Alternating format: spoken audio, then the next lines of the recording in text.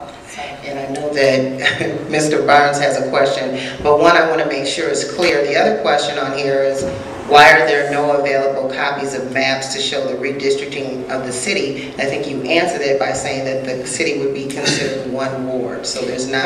Right. I don't want to... Right, I'm sorry to interrupt you. There's this is not redistricting in the technical sense. This is essentially just merging the whole city into one ward, rather than saying, dividing it into four and saying, you know, you can only be elected if you're from here, from here, from here, from here. It gets rid of those boundaries and it turns the entire city boundary into just one ward. So it's not redistricting because there's just going to be one district.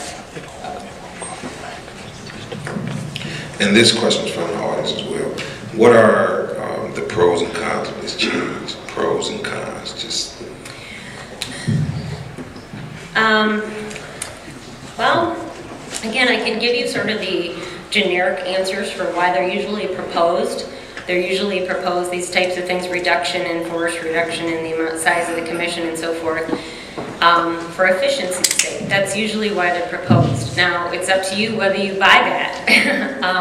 But I can tell you that that's generally why a commission is reduced. Costs and efficiency, just streamlining government. Now, as far as reducing terms, generally speaking, the argument for reducing terms of the governing body is to keep the governing body fresh and give the voters an opportunity more frequently to approve or disapprove of the job they're doing. So that's generally the rationale, just put it before the voters on a more frequent basis. That's generally why terms are shortened. I have a question from the audience. It says, why are we trying to reduce the number of commissioners now when tourism is expected to increase along with new homeowners? You know, again, like cost-saving measure and efficiency and streamlining government, and I'm not an advocate for or against the reduction of the city commission. So I'm just saying that generally speaking, that's the rationale behind it. So why it would be proposed at this time, again, that's for you to decide as voters. The number of words from 9 to 5, how would the 5 words be defined geographically? And I think we've talked about this, but... Okay, and I don't think you should confuse wards. We're not reducing the number of wards from 9 to 5. Is that the way the question was worded? The proposal is to reduce the number of city commissioners, and currently 5 are elected at large and 4 from wards, and the 4 wards would be dissolved and it would be one big ward. So it's not a reduction from 9 to 5 wards. Does that, okay. I hope that's clear. There are no more words, there's a single word. Other questions from the audience? One from the audience. It says, given that there are less than 30 days before the November election date, how realistic is it to expect commissioners to advise their constituents of these proposed amendments?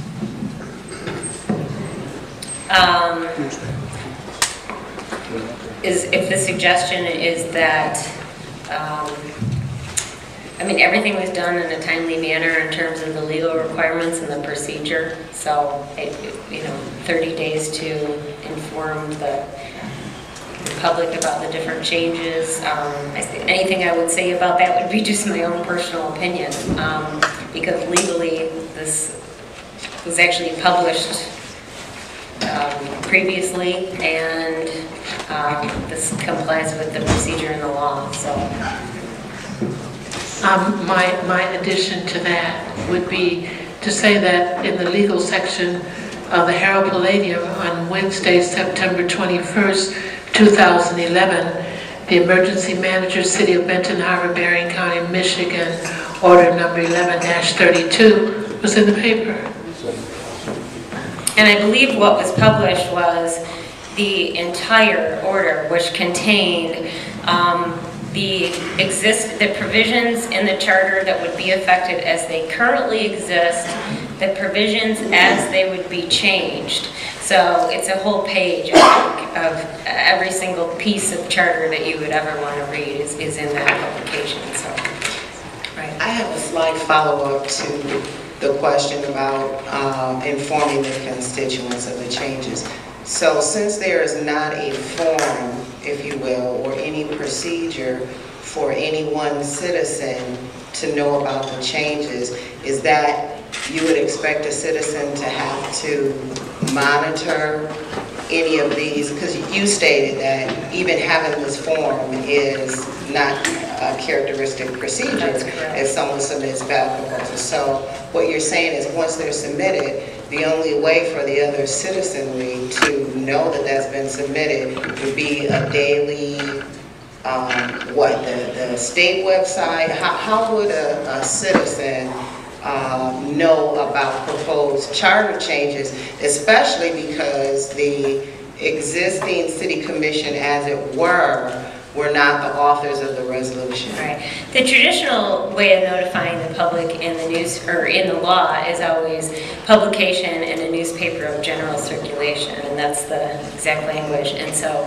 be that as it may, I don't know how many people read the paper anymore, but that's the notice requirement that's out there. And yes, you're right. I mean, that's all that's legally required until they get to the voting booths and then have to try to figure out the ballot proposals, which is why this is such a nice setting for discussion. But legally speaking, you don't normally even see this. What you do see are the different camps out campaigning for their view on an issue, and that usually does occur. But again, that's more of a political process. That's not a legal process per se. I have a question from the audience. It says, if proposals that are tied together do not pass together, are they both nullified since one cannot function without the other? That's correct. That's exactly right. So even though it appears as though there are 7 questions, in fact, so many are tied together that yes, if one of those, think of those as connected, and if one goes down, that whole set goes down. So that's how it has to work because of just logic if you read them together. So we're going to take a couple more questions read off the cards from the audience. It's Jessica, right? I'm going to ask Jessica then to stay on tap, but I do want to give the mayoral candidates who are here the opportunity to state their positions to this audience about the ballot proposals. So again, a couple more questions, then say 3-4 minute statements from the candidates if they choose to make them. They may be asking questions of you as well, or you may be needed as a resource. So I'm going to ask a question here. I think it's related to other questions, but I'm just going to put it out because I want to be as complete as possible. I'm going to restate it slightly. In a city with 50% illiteracy, how do you expect the voters to understand the changes proposed in the initiatives? That's a problem in a lot of communities, and unfortunately the law has very basic requirements as far as, again, it has to be publication is the legal way to get things out to people and to notify them. I didn't draft the election laws, I didn't draft the ballot proposal laws, the charter amendment laws, that's just what they are. So I'm not saying that they're adequate, I'm just saying that that's the procedure. So I'm really not going to comment on the adequacy of it. I have one from the audience. With the at-large commission, 5 people can live on the same street. How is that fair representation? That's true, and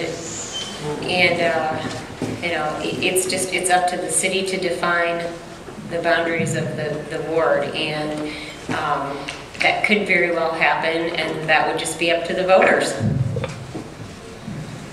I just want to let this audience member know that the questions were received, but they are not pertaining to the issues that we're discussing this evening. And one has to do with finance and one has to do with cutting water bills and lowering taxes. I think that you should still ask your question, but maybe at a different forum, because we're limiting the questions to this issue at hand.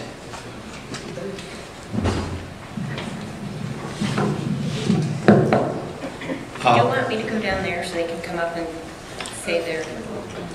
Well, I think that would be good. Yeah, okay. I would invite the candidates for mayor who would like to make a statement to come up. We've got chairs for you here.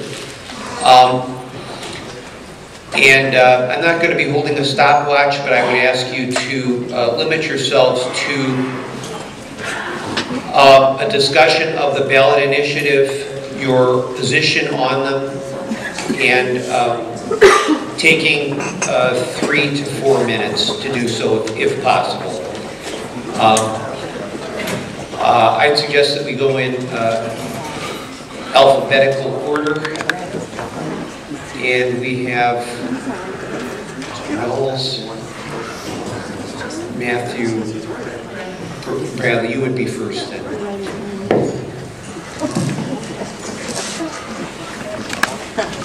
Good evening, ladies and gentlemen. Once again, my name is Matthew Bradley. And with the proposed ballots on the that's coming up here in November election, my opinion and my views on those ballots are that it would mean smaller and more efficient government that would represent the city as a whole, 2-year terms, which would give everybody a fair chance to run in a city of this size. There are a lot of people who would like to run for office, but sometimes the way the election cycles go, they don't get a chance to be fairly represented. So 2-year terms would be, in my opinion, a great thing.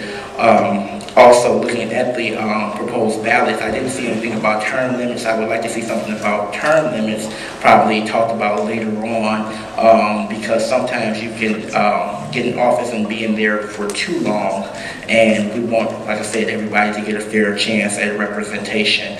And that's what I have, all I have to say for that. Thank you very much. If you'd remain on stage in case there are questions for you.